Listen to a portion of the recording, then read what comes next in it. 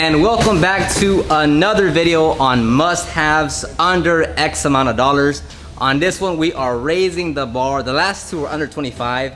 We'll jump a bit forward and go to under 100. Now two of these things will actually be a little bit over $100, but it depends how you buy it. And because the next video will be like under 150, it's like a little too low for the 150, but it's a little over 100, so I'll put it in this video. So all the links to the 6 tools that I mentioned will be linked down below, and let's get started with the video. So these are in no particular order, but first one we have is this Nico Nokia light bar. I think it's like $89, but this is what we use to light up the interiors when we're here at the shop, or when we're out in the field and the sun goes down on us. Typically when it's daylight savings, the sun goes away like at 6 p.m. So having these is very important. Now we have 4 here at the shop, just in case we have 2 vehicles here. The interior needs to get lit up. On top of that, just having extra things that rely on batteries being charged. The more you have, just in case one runs out of battery, the better for the most part. That way if you don't have enough time to charge one, like charge the 2 that you have, or charge however many you have like extras that are ready to go. So this is like $89. There's way more expensive ones out there, but these have worked fine, had given us no problem. They stretch to clip onto the side of the doors.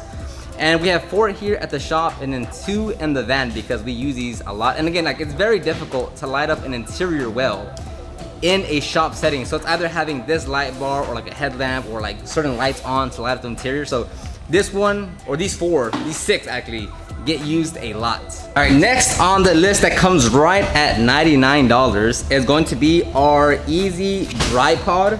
Now these we have, again, 6 of them. Yeah, we have 6 of these again because we need to expedite the drying process, especially when they're here at the shop, because if they're waiting, or not even if they're waiting, like, we want to get the car out as quickly as we can. We don't want the customer waiting. We want the customer to get their vehicle back ASAP.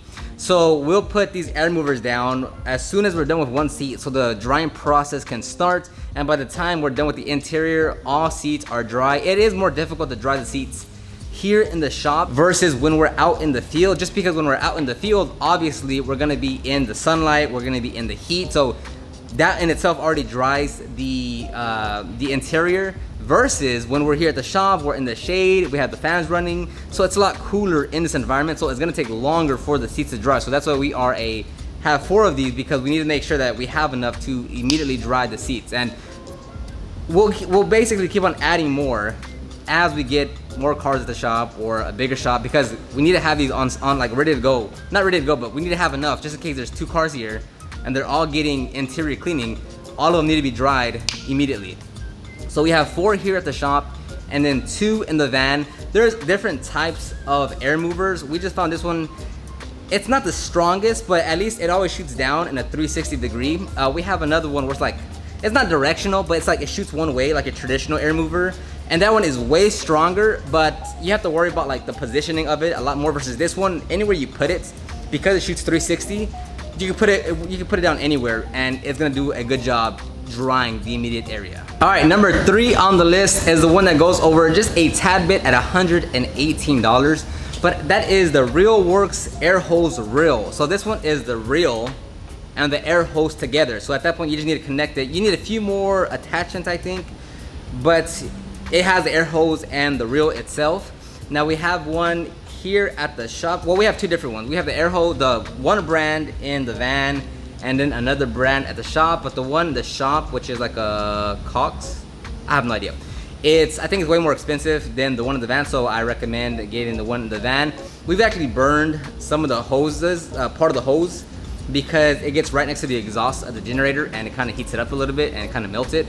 So make sure if you're using this in your mobile van, you steered away from the exhaust on your generator.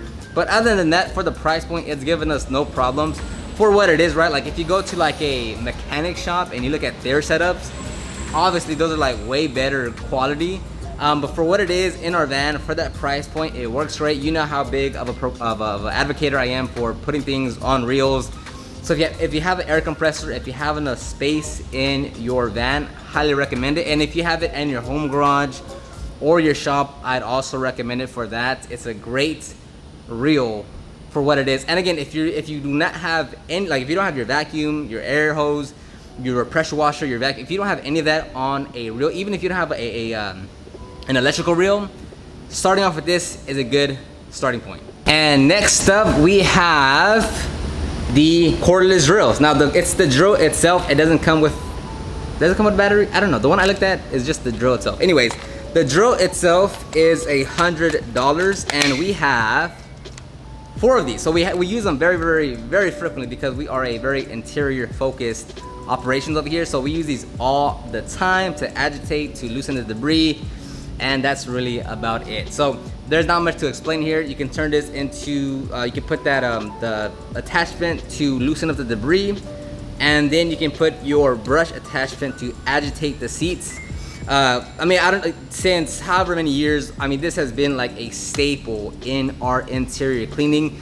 And I do, like, if you have a polisher already that you can convert into a interior brush, like the Grits Garage that I had, you're able to put an interior brush on it. That's fine. That's like whatever you have, that's great. But it does help tremendously to go cordless, so you're not fighting a cable.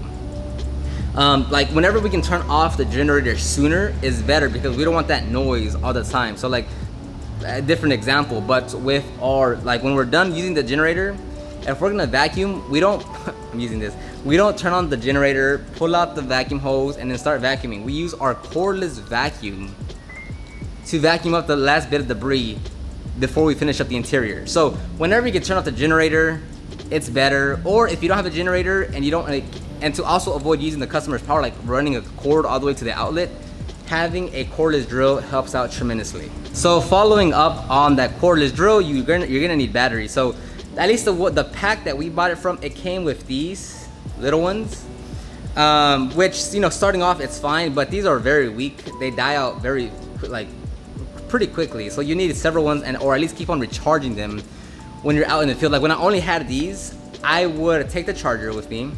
I would be working on, like, let's say I'm agitating the seats. Once it dies out, I'll hook up the charger, put the drained one charging as I'm working, because the odds are this one would, the next one, because it comes with 2 of them, the next one would die on me. So maybe if it's like 25% charge, that's enough for me to finish off the job. So these die pretty quick. So link down below, it's a set for 2 of 140. But you just have to look around and you'll find like one battery itself for like $70. Or I mean, go locally. I'm sure you'll find all these. And again, I'm using DeWalt's. There's so many like platforms that you can work off of. Makita, whatever. I'm going blank right now. Ryobi, whatever drill brush you have, like go buy those extra batteries. Buy an upgraded battery, because with these, like there's several types of like the AH, whatever that's called. There's like the 4, the 5, the 6.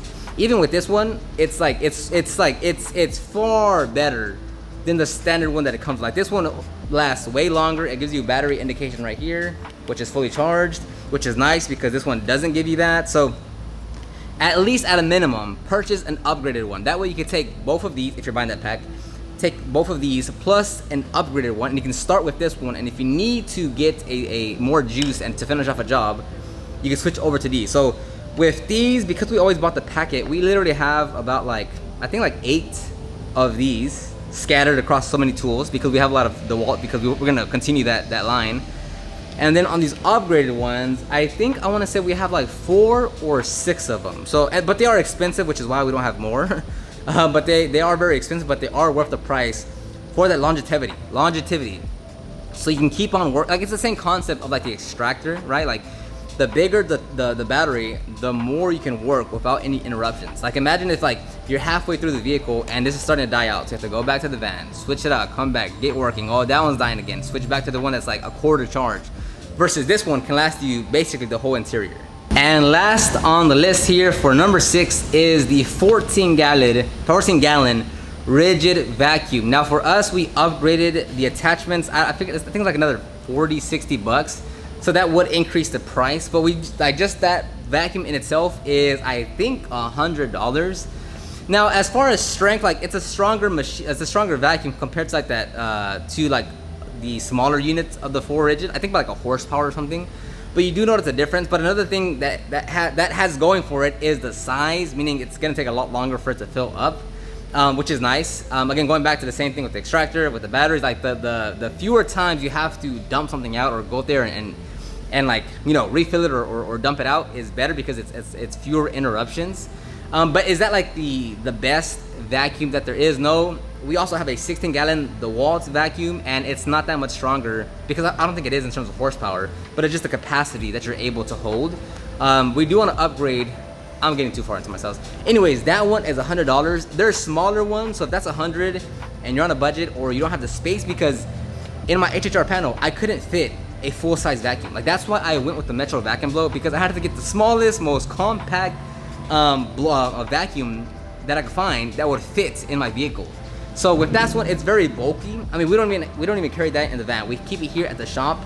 We have the smaller 4-gallon rigid vacuum in the van. So depending where you are, like as far as like if you have space, not, you can go with that 14-gallon rigid vacuum. It's also a wet dry vac, so if you need to soak up some water or whatever, that's also. I know some people talk about like using that as an extractor, whatever. I mean, I don't know. I've never tried that. I've never done it, but that's something you can contemplate as well with this vacuum. All right, and that's going to be the 6 tools under $100. Yes, 2 of those went a little bit over, but look, it's not gonna be a perfect list every single time. The last 2 have also been under 6. I tried to go like for 7, but like some actually started crossing that $100 line. I was like, all right, I'll keep it at 6. So let me know what you would add to your must-have tools under $100. Leave that in the comment section down below. You can check out the links to all the tools in the description box as well. Other than that, I will see you guys on the next one.